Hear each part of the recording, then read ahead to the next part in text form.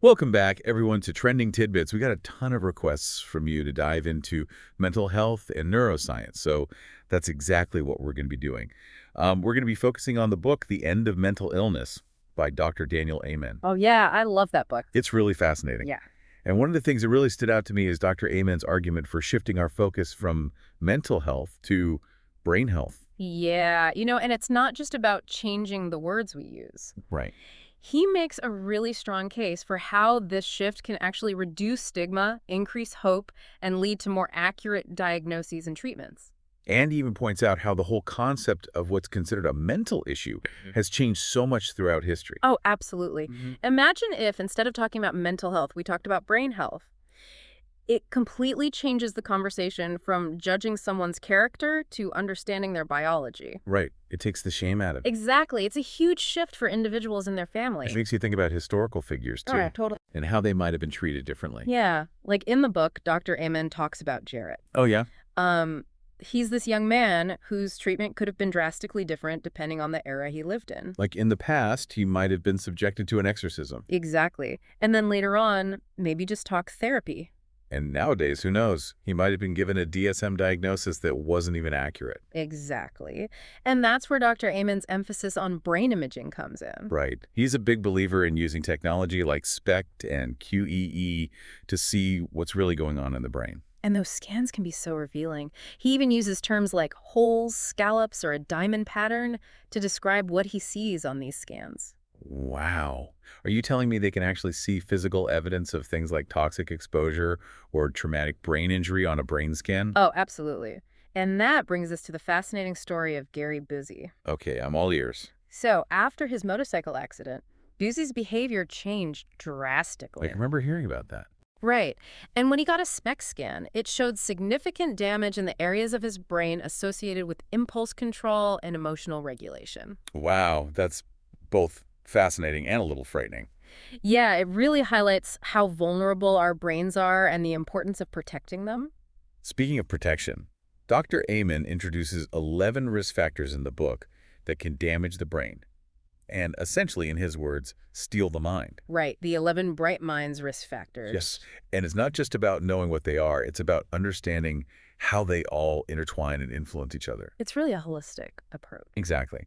And he links these risk factors to the four circles: biological, psychological, social, and spiritual. It's all connected. It is. Now, one of the risk factors that really surprised me was inflammation. Oh, yeah. Inflammation is a huge factor that a lot of people don't realize can impact the brain. Right. We usually think about it in terms of physical injury or illness. Exactly.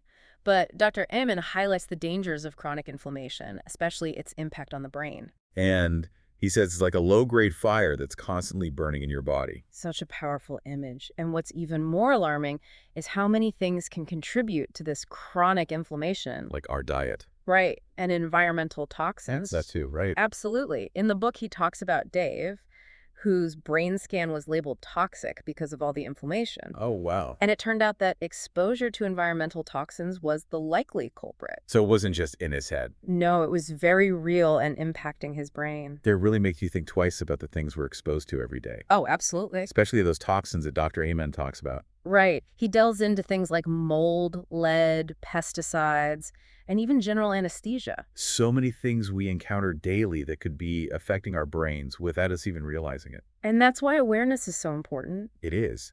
Now, another fascinating risk factor is hormonal imbalances. Oh, yeah. Hormones play a huge role in mental well-being that often gets overlooked. Right. We often think about hormones in terms of physical changes, but they have such a significant impact on our mental and emotional states, too. Absolutely. He talks about hormones like thyroid, cortisol, and estrogen. And then there's diabesity, which I'd never heard of before. Yes. That's his term for the link between high blood sugar and mental health issues. And he even says that sugar can be more addictive than cocaine. Yeah, it's a real wake-up call to pay attention to our diet. It is. Now, something else that struck me was Dr. Amen's critique of the traditional 15-minute med check model. Oh, yeah, he's not a fan of that. Right. He's not against medication entirely, but he explores the potential downsides of relying solely on psychiatric drugs. And that's where he introduces the concept of nutraceuticals. Right. Natural substances that can benefit brain health. And they can be used as alternatives or complements to those traditional mind bends. So it's not just about popping a pill. Exactly. It's about giving your brain the nutrients it needs to thrive. He even mentions a patient, Alicia, who struggled with brain fog and memory problems. Oh, yeah? And nutraceuticals really helped her. It's amazing how powerful these natural substances can be. It is. Now, before we get into the specifics of those, I'm curious about this concept of brain reserve that Dr. Amen talks about. Brain reserve. That's essentially the brain's resilience, its ability to bounce back from challenges. So like a savings account for your brain. Exactly. The more you have, the better equipped you are to handle things like aging, stress, and even injury. So it's a buffer against those inevitable bumps in the road of life. Precisely. And those bright minds risk factors we discussed earlier, they can deplete our brain reserve. So it's like we're making withdrawals from that account. Exactly.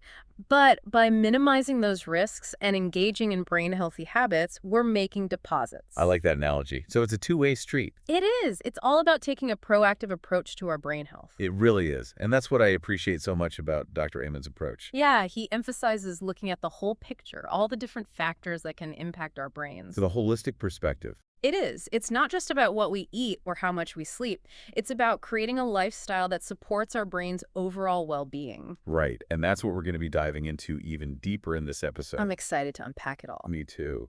So let's start with one of the most common but often overlooked risks to our brains. Head trauma. Ah, yes. Head trauma. It's a big one. I know concussions are a major concern, but Dr. Amen also talks about the cumulative effects of smaller impacts, those subconcussive blows that we might not even realize are affecting us. Right. And over time, those seemingly minor impacts can add up and lead to bigger problems down the road. So it's like wear and tear on a car. Exactly. Each little bump and scrape can eventually take its toll. That's a great analogy. So how do we protect ourselves, especially if we're involved in contact sports or other activities that increase our risk of head injury? Well, awareness is key. Right. We need to be mindful of the risks, Exactly. And take precautions. like wearing helmets and proper safety gear. Exactly. But for those who've already experienced head trauma, Dr. Amen emphasizes early intervention. So if you've had a concussion, even a minor one, it's important to seek treatment. Absolutely. There are therapies like neurofeedback and hyperbaric oxygen therapy that can help mitigate damage. It's good to know. Now let's talk about environmental toxins, which were a big focus in the book. Oh yeah, toxins are everywhere, and they can have a huge impact on our brain health. Dr. Amen doesn't just talk about pollution. He delves into things like mold, Oh yeah, mold is a big one. lead, pesticides, even the potential impact of general anesthesia. It's pretty eye-opening when you start to think about all the potential toxins lurking in our environment. It is. So what are some practical steps we can take to protect ourselves? Well, it starts with awareness. Right. Knowing what to look out for. Exactly, and then making conscious choices to minimize our exposure. So like choosing organic foods whenever possible. Absolutely, that's a big one. Filtering our water. Yes, that's crucial. Avoiding harsh chemicals in our homes. All those things can make a difference. It can feel overwhelming, though, trying to avoid every potential toxin. It can. But remember, it's about progress, not perfection. Right. Small steps can make a big difference over time. Exactly. Now, let's talk about another toxin that's often overlooked but incredibly damaging to our brains: alcohol. Alcohol. I thought a glass of red wine was supposed to be good for you. There's a lot of conflicting information out there. There is. So what does Dr. Amen say about alcohol? He delves into the science and explains how even moderate alcohol consumption can negatively impact our brains. Seriously. Yeah, it's not as harmless as we've been led to believe. So what kind of damage are we talking about? Well, for starters, alcohol can disrupt sleep. Which we know is so important for brain health. Right. It can also impair memory and even contribute to anxiety and depression. Wow. That's definitely something to think about. It is, and it's not just about quantity. It's about being mindful of our consumption and understanding the potential risks. Right. It's all about balance. Exactly. Now, another major concern is heavy metals. Like lead and mercury. Yes. Those can accumulate in our bodies over time and have a devastating impact on our brains. Heavy metals. Where do we even encounter those in our everyday lives? They can be found in our water supply. Really? Yeah. Certain types of fish can have high levels of mercury, I've heard about that. and even some dental fillings contain mercury. Wow. It sounds like we're surrounded by potential threats. So what can we do? Knowledge is power. By understanding where these heavy metals lurk, we can make more informed choices. So like choosing filtered water, being selective about the fish we eat, and researching dental material. Exactly. It's about taking control of our health and minimizing our exposure. It is. And that's what I appreciate so much about Dr. Amen's approach. Me too. He gives us concrete steps we can take to protect ourselves. Exactly. It's not just about scaring us with all these risks, but empowering us to make changes. Absolutely. Now, let's talk about another crucial aspect of brain health: sleep. I know getting enough sleep is important, but I'm curious, how does lack of sleep actually damage our brains? Well, when we sleep, our brains are incredibly active. Really? I thought our brains shut down when we sleep. Not at all. They're busy clearing out toxins. So it's like a detox process. Exactly.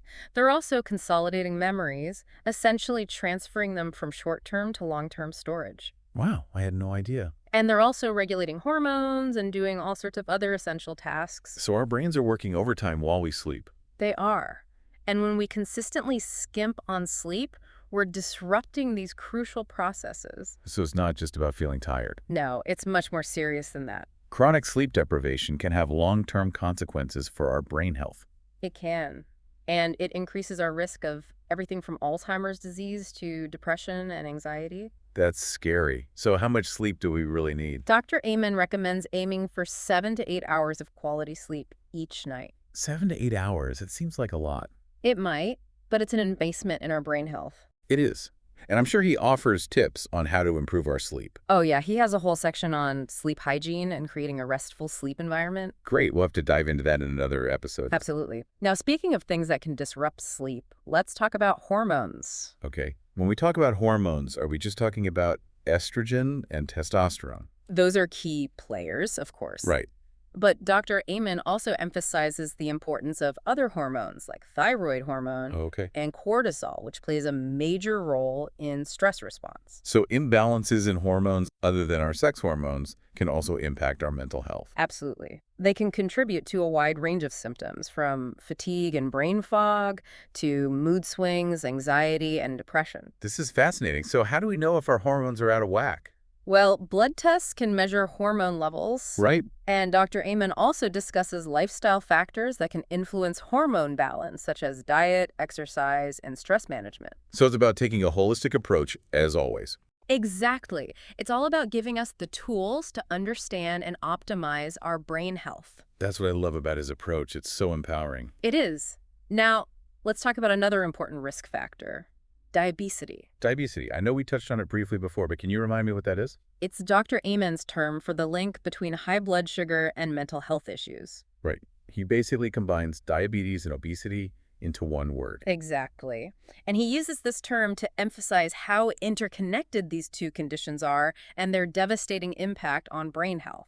So it's not just about our physical health. No, it goes much deeper than that. High blood sugar and excess body fat can actually harm our brains, Absolutely. They can lead to inflammation. which we know is bad news for the brain. Right. They can impair blood flow to the brain and even contribute to cognitive decline. Wow, this is serious stuff. So how do we prevent diabesity and protect our brains? Dr. Amen once again advocates for a holistic approach. I'm sensing a theme here. Right. It's all about addressing diet, exercise, stress management, and even sleep. So many factors play a role. They do. And it's about minimizing processed foods, Yeah. refined sugars, and unhealthy fats. So basically cleaning up our diet. Exactly. And prioritizing whole, nutrient-dense foods. It seems like a healthy lifestyle is the key to both our physical and mental well-being. It really is. By taking care of our bodies, we're taking care of our brains. And speaking of taking care of our bodies, let's talk about another major risk factor: inflammation. Ah, yes, inflammation. We touched on it earlier, but it's such a crucial topic. It is, and it can be confusing because we know that some inflammation is good. Right. Acute inflammation is a natural part of healing. Like when we get injured, our bodies use inflammation to help repair the damage, Exactly. But Dr. Amen talks about the dangers of chronic inflammation. which is essentially a low-grade, persistent inflammatory response. Right. And it can damage our tissues over time. So it's like a fire that keeps smoldering in our bodies. That's a great analogy. And when this inflammation occurs in the brain, it can contribute to a range of mental health issues. Like depression and anxiety. Yes. And even cognitive decline. Wow, this is fascinating. So what causes this chronic inflammation? Well, Dr. Amen points to several factors.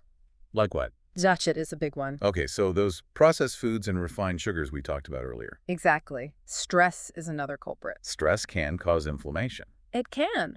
When we're stressed, our bodies release hormones that can trigger inflammation.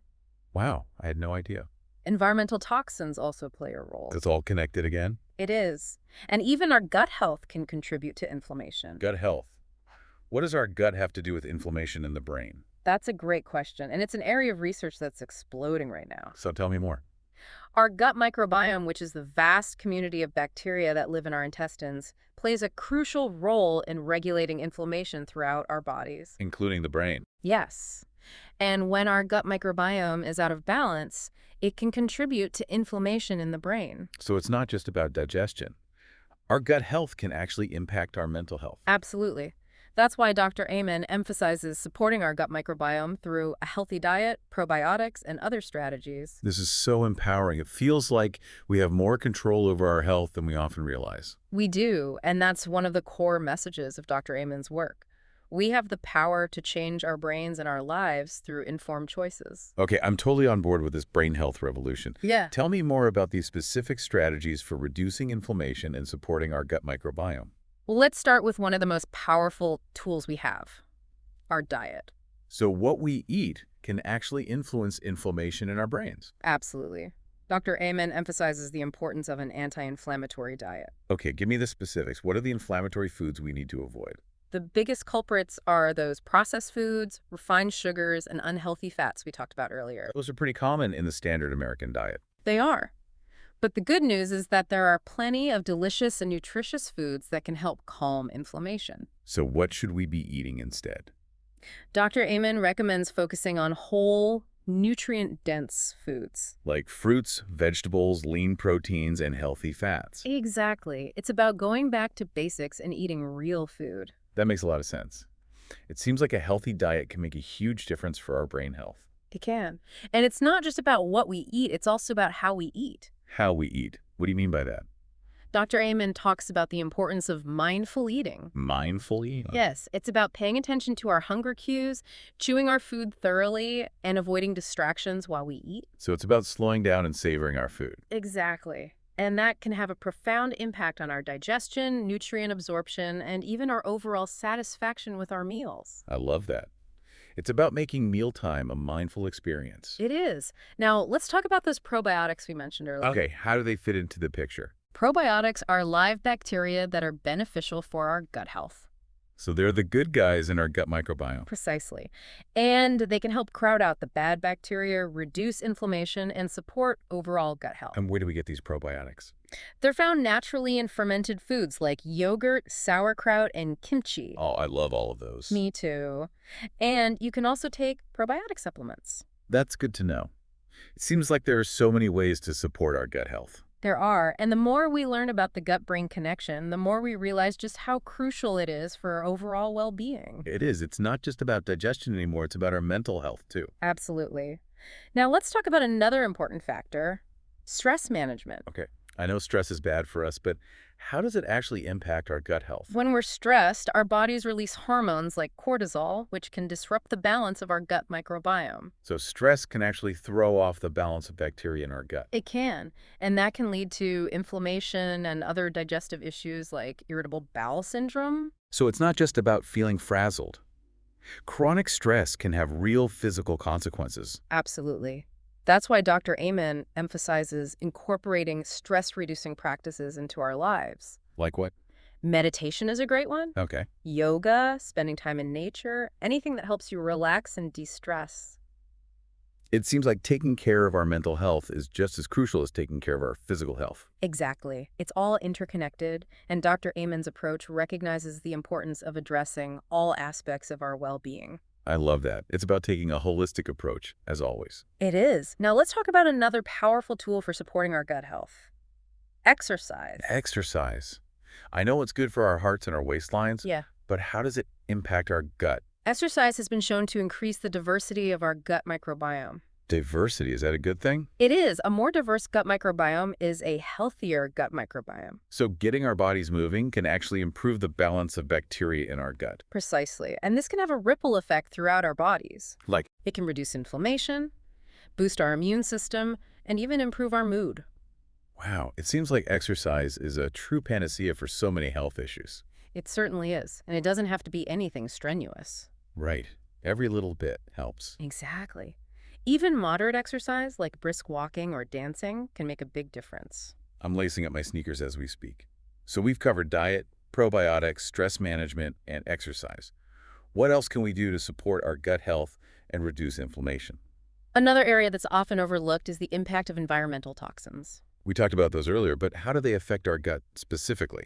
Many environmental toxins, like pesticides and heavy metals, can disrupt the delicate balance of our gut microbiome. So it's not just about what we eat.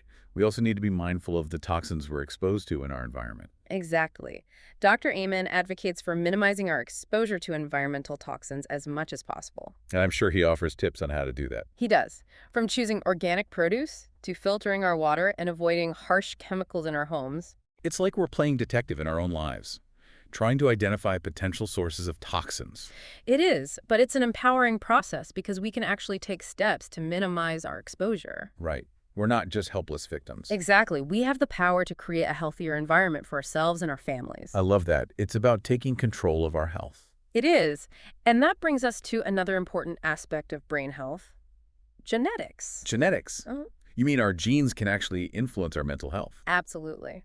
Our genes provide the blueprint for our brains, and variations in certain genes can increase our susceptibility to conditions like depression, anxiety, and ADHD. So it's not just about our environment and our choices. Our genes play a role as well. They do, and while we can't change our genes, we can influence how they're expressed. How do we do that? Dr. Amen talks about the concept of epigenetics. Epigenetics. Yes. It essentially means that our lifestyle choices, such as our diet, exercise habits, and stress levels, can turn certain genes on or off. This is blowing my mind. So we're not just stuck with our genes. We have the power to influence them through our choices. Precisely. That's what makes Dr. Amen's approach so empowering. It is. It gives us a sense of agency over our own health and well-being. Exactly. Now, let's talk about some specific genes that are relevant to mental health. Okay, I'm all ears. One of the most well-studied genes is the BDNF gene. BDNF, what does that stand for? It stands for brain-derived neurotrophic factor. That's a mouthful. What is brain-derived neurotrophic factor? It's a protein that's crucial for our brain cells' growth, survival, and function. So it's like fertilizer for our brains. That's a great analogy. Got it. And variations in the BDNF gene can impact our levels of this protein, making us more vulnerable to conditions like depression and anxiety. So if we have a variation in this gene, are we doomed to develop these conditions? Not at all. Remember, epigenetics plays a role. Right. Our lifestyle choices can influence how these genes are expressed. Exactly. So even if we have a genetic predisposition, we're not powerless. That's reassuring to know. So what can we do to boost our BDNF levels? Well, Dr. Amen talks about the power of lifestyle interventions, such as exercise, stress management, and a healthy diet. So those same healthy habits we've been talking about all along. Exactly. They can make a real difference. Amazing. What other genes should we be aware of? Another one that's been linked to mental health is the COMT gene. COMT, what does that one do? It stands for catechol-O-methyltransferase. Okay, I'm not even going to try to pronounce that. No worries. It's an enzyme that plays a role in breaking down neurotransmitters like dopamine and norepinephrine. And those are involved in mood, focus, and motivation, right? Exactly. So variations in this gene can impact our levels of these crucial neurotransmitters. Which can make us more susceptible to conditions like anxiety, depression, and ADHD. Precisely. But again, remember that our genes don't determine our destiny. Right. We have the power to influence how those genes are expressed through our lifestyle choices. Exactly. Now, another gene that's particularly relevant to mood and stress response is the MAOA gene. MAOA. What does that one stand for? It stands for monoamine oxidase A. Okay, another tongue twister. What does that one do? It's an enzyme that breaks down neurotransmitters like serotonin, dopamine, and norepinephrine. So it's involved in mood regulation as well. It is, and variations in this gene can make us more susceptible to conditions like depression, anxiety, and even aggression. Wow, our genes are playing a constant symphony in our brains, influencing our thoughts, feelings, and behaviors. That's a beautiful way to put it. And by understanding the music of our genes, we can learn to orchestrate our lives in a way that supports our mental well-being.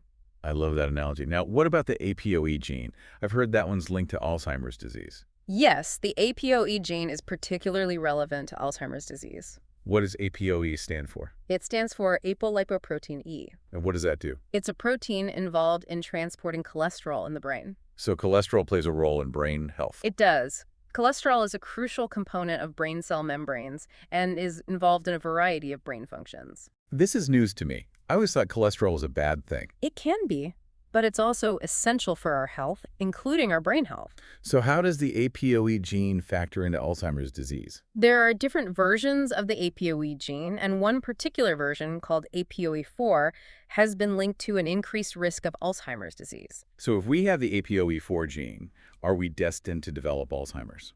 Not necessarily. Having the APOE4 gene doesn't guarantee that you'll develop Alzheimer's, but it does increase your risk. So it's like a loaded gun, but it doesn't necessarily have to fire. That's a good analogy, and there are things we can do to mitigate that risk. Like what? Well, Dr. Iman emphasizes the importance of a brain-healthy lifestyle. Which includes all the things we've been talking about. Exactly. A healthy diet, regular exercise, stress management, and cognitive stimulation. So those same healthy habits that benefit our overall health also benefit our brain health. Precisely. It's all connected. It is. Yeah. Now let's talk about another important aspect of brain health. Yeah. Our immune system. Our immune system, I thought that was just about fighting off colds and infections. It is. But our immune system also plays a crucial role in brain health. How so? When our immune system is functioning properly, it helps protect our brains from inflammation and damage. So it's like our brain's bodyguard. Exactly. But when our immune system is out of balance, it can actually contribute to brain-related issues. That's fascinating. So what can throw our immune system out of whack? A number of factors can contribute to immune dysregulation, including stress, poor diet, lack of sleep, and exposure to environmental toxins. So it's all connected again. Our lifestyle choices can impact our immune system, which in turn can impact our brain health. Exactly. That's why Dr. Amen emphasizes the importance of a holistic approach, addressing all aspects of our well-being to support our immune system and protect our brains. This is so important. So tell me more about the specific ways our immune system can impact brain health. Well, one of the most well-studied connections is the link between inflammation and mental health. We talked about inflammation earlier, but how does our immune system contribute to that? When our immune system detects a threat, like an injury or an infection, it triggers an inflammatory response to help heal the body. Right, that's the normal, healthy inflammatory response. Exactly. But when this inflammatory response becomes chronic, it can damage our tissues, including our brain tissue. So it's like friendly fire. Our own immune system can turn against us. That's a great way to put it. Chronic inflammation in the brain has been linked to a range of mental health conditions, including depression, anxiety, and even Alzheimer's disease. This is pretty alarming. So how do we know if we have chronic inflammation? There are blood tests that can measure markers of inflammation. Like what? One common one is C-reactive protein, or CRP. Okay, so if our CRP levels are high, what can we do to bring them down? Dr. Amen recommends a multifaceted approach, including an anti-inflammatory diet, stress management techniques, and even certain supplements that have been shown to have anti-inflammatory effects. So it's about calming down the fire in our bodies. Precisely. And by doing so, we can help protect our brains and support our overall mental well-being. This is so empowering. It feels like we have more control over our health than we often realize. Absolutely. And that's one of the core messages of Dr. Amen's work. We have the power to influence our brain health and reduce our risk of disease through informed choices. Okay, so we've covered inflammation. What other ways can our immune system impact brain health? Another area gaining increasing attention is the role of autoimmunity. Autoimmunity, what does that mean? Autoimmunity is when our immune system mistakenly attacks our own body's tissues as if they were foreign invaders. So it's like our immune system has gone rogue. That's a great way to put it. There's growing evidence that autoimmunity may play a role in certain brain-related conditions, including multiple sclerosis, autism spectrum disorder, and even some cases of psychosis. This is fascinating. So if we have an autoimmune condition, does that mean we're more likely to develop brain issues? It's still an area of active research. So what can we do if we have an autoimmune condition? Dr. Amen emphasizes the importance of working with a healthcare professional to manage the underlying autoimmune condition and minimize its impact on the brain. He also talks about the potential benefits of certain lifestyle interventions, such as a healthy diet, stress management, and gut health support, which may help modulate the immune system and reduce inflammation. This is so empowering. It So, feels like we have more options than we often realize. absolutely. And as we continue to learn more about the interplay between the immune system and the brain, we'll develop even more targeted and effective strategies for supporting brain health. Okay, so we've covered a lot of ground on the immune system. Now I'm curious about something else Dr. Amen talks about. Infections. Infections. Yeah, I wouldn't have thought a simple cold or flu could have a lasting impact on our brain health. Well, while those are common infections, Dr. Iman also highlights the potential impact of other infections that we might not even realize can affect our brains. Oh, really? What kind of infections are we talking about? One that's been receiving a lot of attention lately is Lyme disease. Lyme disease. I know that's spread by ticks, right? Yes, but it's more than just a simple tick bite. Lyme disease is a complex bacterial infection that can have a wide range of symptoms, including neurological symptoms that can mimic mental health conditions. So someone with Lyme disease might be misdiagnosed with depression or anxiety. Exactly.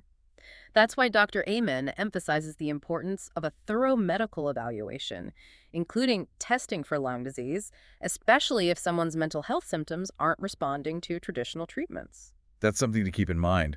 Are there other infections that can kind of fly under the radar and impact brain health? Another concerning one is toxoplasmosis. Toxoplasmosis. I've never even heard of that. It's a parasitic infection that's most commonly spread through contact with cat feces or contaminated food. Okay, that doesn't sound good. How often does that happen? It's surprisingly common. While most people with toxoplasmosis don't experience any symptoms, it can have serious consequences for pregnant women and people with weakened immune systems. So how does toxoplasmosis affect the brain? The parasite can cross the blood-brain barrier and infect brain tissue, leading to inflammation and potential damage. Wow, even a seemingly harmless infection can have consequences for our brain health. What about infections that specifically affect children? There's one called PANDAS, which stands for Pediatric Autoimmune Neuropsychiatric Disorders Associated with Streptococcal Infections. PANDAS, what exactly is that? It's a condition where a strep infection triggers an autoimmune response that attacks the brain, leading to a sudden onset of psychiatric symptoms like OCD, tics, and anxiety. That's disturbing. So a simple strep throat can lead to serious mental health issues. In some cases, yes. That's why it's so important to be aware of the potential connection and seek medical attention if a child develops sudden and dramatic psychiatric symptoms following a strep infection. This has been a lot of heavy information about the risks to our brains. It's making me want to go hide in a bubble. I understand. But the good news is that we're not powerless. Dr. Amen provides a lot of empowering advice in the book. Let's shift gears and talk about those tiny habits he recommends for boosting brain health. Perfect. I'm ready for some actionable steps we can take to protect our brains. What's a good place to start? One of the simplest yet most powerful habits is gratitude journaling. Gratitude journaling. You mean just writing down things we're grateful for? Exactly. It might sound cheesy, but research shows that practicing gratitude can actually change our brains. It increases activity in areas associated with positive emotions and reduces activity in areas associated with stress and negativity. So it's not just about feeling good. It's actually rewiring our brains for happiness. Precisely. And the best part is, it only takes a few minutes each day. Dr. Amen recommends starting with just 3 things you're grateful for each morning. What other tiny habits can we incorporate? Regular exercise is a game changer for brain health. We touched on exercise earlier. Can you remind me how it specifically benefits our brains? Exercise increases blood flow to the brain, it stimulates the growth of new brain cells, and it improves our mood and cognitive function. So it's a workout for our brains and our bodies. Exactly. And it doesn't have to be anything strenuous. Even moderate exercise like brisk walking or dancing can make a big difference. I love that. What about incorporating mindfulness meditation into our routine? That's a great one, especially for managing stress and negative thoughts. Mindfulness meditation involves paying attention to the present moment without judgment, noticing our thoughts, feelings, and sensations without getting carried away by them.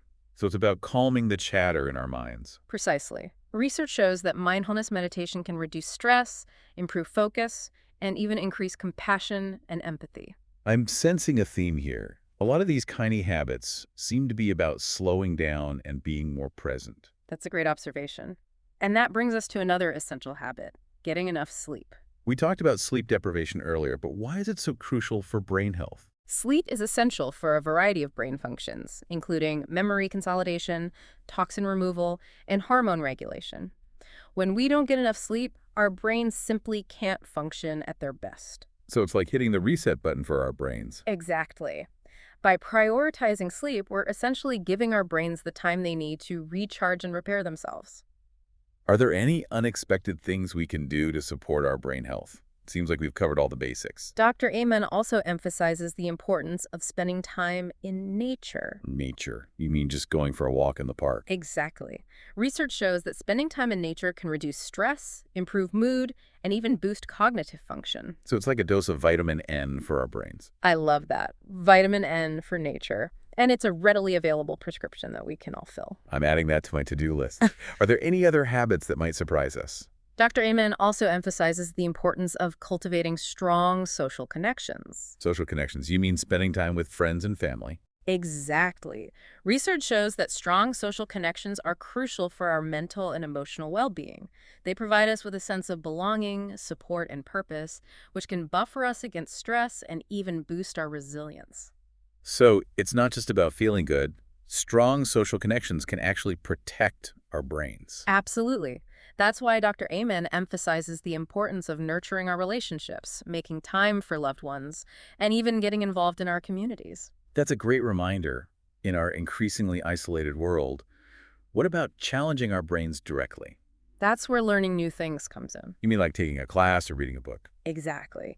Challenging our brains with new information and skills helps keep them sharp and adaptable. So it's like giving our brains a workout. Precisely. It doesn't have to be anything strenuous. Even simple activities like learning a new language, playing a musical instrument, or trying a new hobby can stimulate brain growth and enhance cognitive function. It seems like there are endless opportunities to challenge our brains and keep them healthy. What about managing our emotional well-being? Practicing forgiveness is another powerful, tiny habit. Forgiveness. You mean letting go of grudges and resentment? Exactly. Holding on to anger and bitterness can actually harm our brains. It increases stress hormones and contributes to inflammation. Forgiveness has been shown to reduce stress, improve mood, and even boost our immune systems. So it's not just about being nice. Forgiveness is actually good for our brains. Absolutely. And it's not about condoning the actions of others, but rather freeing ourselves from the negative emotions that can hold us back.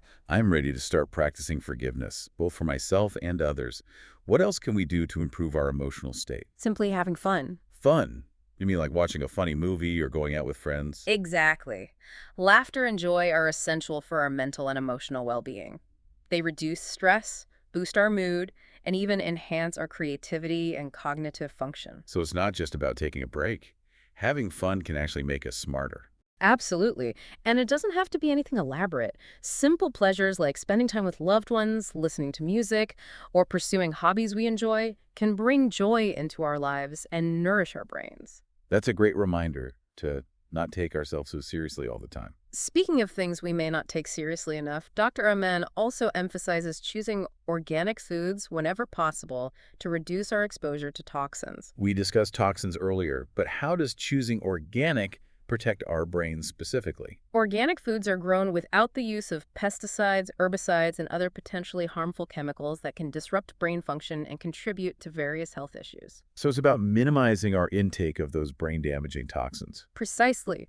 While organic foods can be more expensive, they're an investment in our health and well-being. What other practical steps can we take to minimize our toxin exposure? Filtering our water is a simple but effective strategy. Why is that important? Our tap water can contain various contaminants, including heavy metals, chlorine, and even pharmaceuticals that can impact brain health. Filtering our water removes these contaminants, providing cleaner, healthier water to drink. What about the products we use on our bodies?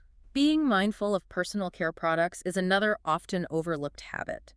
Many conventional personal care products contain chemicals, including parabens, phthalates, and fragrances that can disrupt hormone balance, contribute to inflammation, and even impact brain development. Those everyday products we use on our bodies can actually harm our brains. I had no idea. It's a possibility. That's why Dr. Amen recommends choosing natural, non-toxic personal care products whenever possible. Okay, I'm going to start reading those labels more carefully. Anything else we should be paying attention to? We also need to be mindful of the air we breathe, both outdoors and indoors. Air.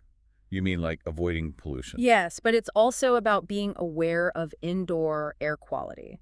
Our homes and workplaces can contain a variety of pollutants, including mold, dust mites, and volatile organic compounds that can impact brain health. So it's not just about outdoor air quality. We need to pay attention to the air we breathe indoors as well. Absolutely. And there are simple things we can do to improve indoor air quality, like opening windows for ventilation, using air purifiers, and avoiding harsh cleaning products. Wow, this is a lot to think about. Protecting our brain health requires attention to every aspect of our lives. That's true. But remember, Dr. Amen emphasizes making small, sustainable changes over time.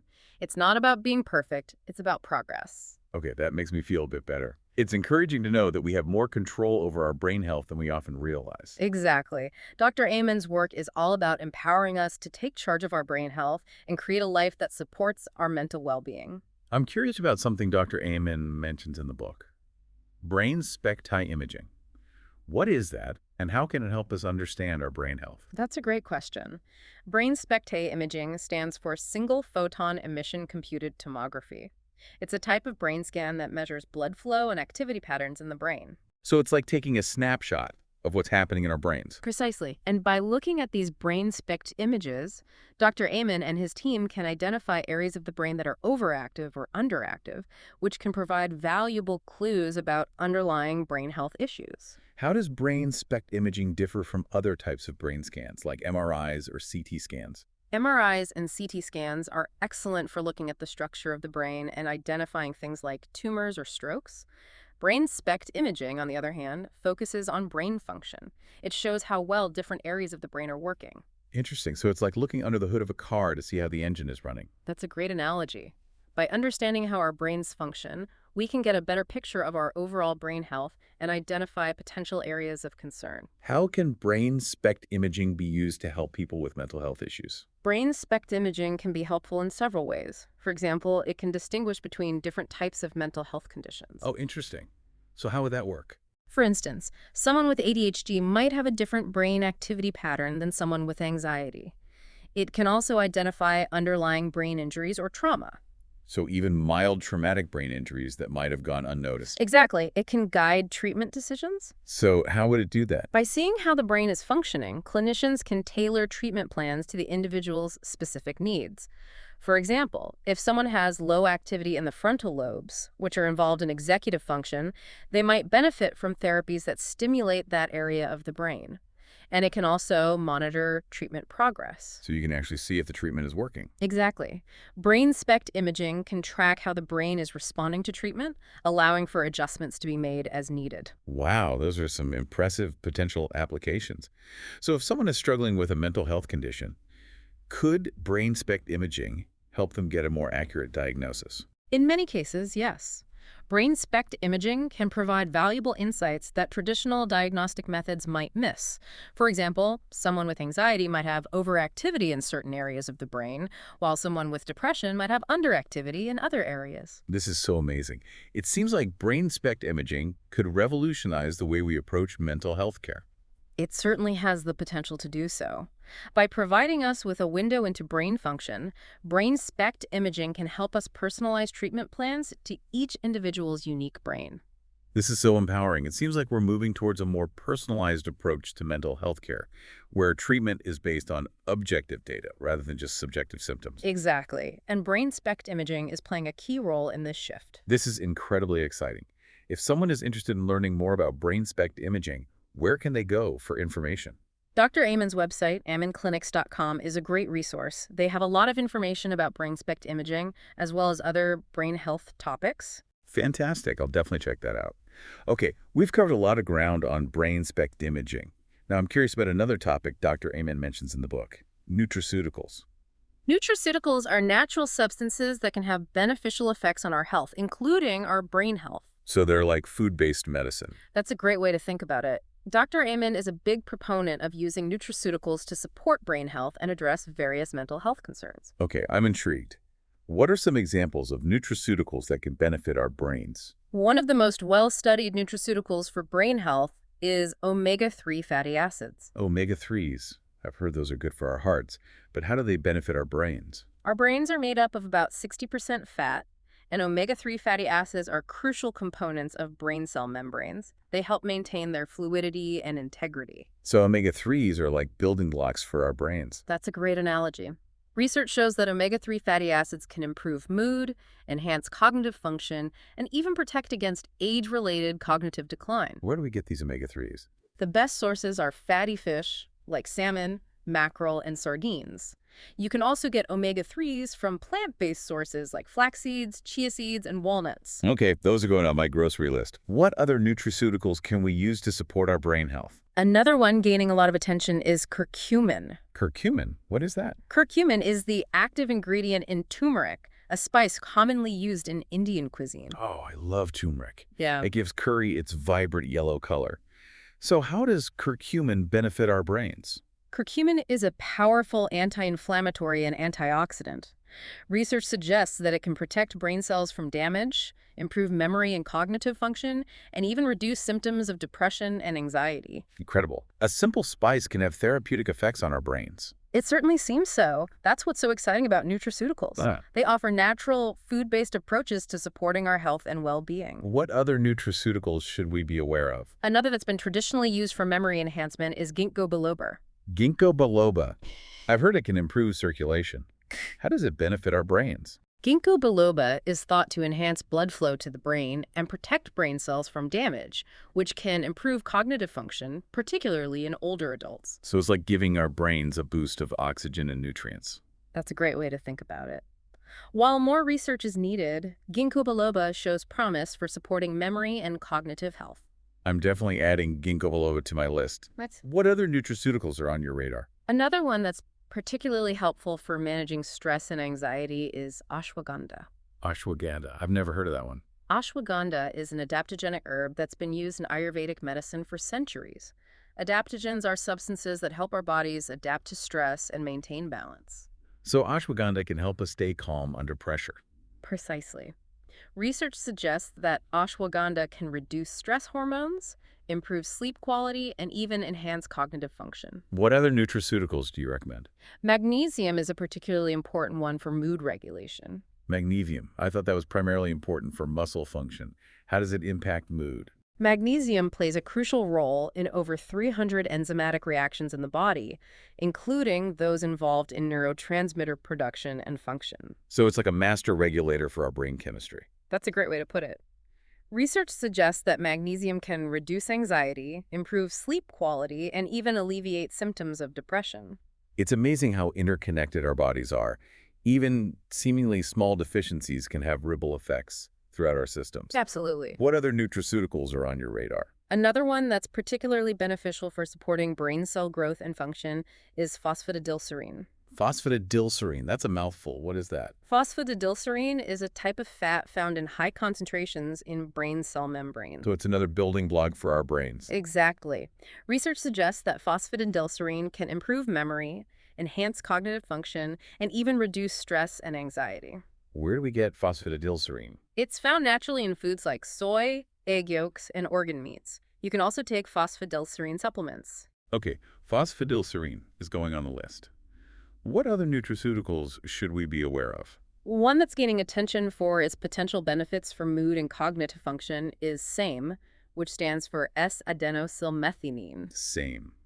I've heard of that, but I'm not sure what it does. SAMe is a naturally occurring compound involved in various biochemical reactions of the body, including those involved in neurotransmitter production and methylation. Methylation. That sounds complicated. It's a complex process, but methylation involves adding a methyl group to a molecule, which can change its function. SAMe plays a crucial role in this process, particularly in the brain. So how does SAMe impact our mood and cognitive function? Research suggests that SAMe can alleviate symptoms of depression, improve cognitive function, and even reduce inflammation in the brain. It seems like SAMe is a jack of all trades when it comes to brain health. It certainly seems so, and it's another example of the power of nutraceuticals to support our brain health and well-being. What other nutraceuticals do you recommend? Another traditionally used for anxiety and stress relief is rhodiola rosea. Rhodiola rosea. That sounds exotic. It's an adaptogenic herb that grows in cold, mountainous regions. Adaptogens, as we mentioned earlier, are substances that help our bodies adapt to stress and maintain balance. So rhodiola rosea can help us stay calm under pressure. Precisely. Research suggests that rhodiola rosea can reduce stress hormones, improve mood, and even enhance cognitive function. Wow, it sounds like a superhero herb. What other nutraceuticals do you recommend? Another one that's often overlooked but incredibly important is vitamin D. I know that's important for bone health, but how does it impact our brains? Vitamin D plays a crucial role in brain development and function, influencing everything from mood and cognition to neuroprotection and inflammation. I had no idea vitamin D was so crucial for our brains. How do we get enough? The best source is sunlight. When our skin is exposed to sunlight, it produces vitamin D. However, many people, especially those who live in northern latitudes or spend a lot of time indoors, don't get enough sunlight exposure. And what can we do? We can supplement with vitamin D3, which is the most readily absorbed form of vitamin D. Okay, I'm adding vitamin D to my list. What other nutraceuticals are on your radar?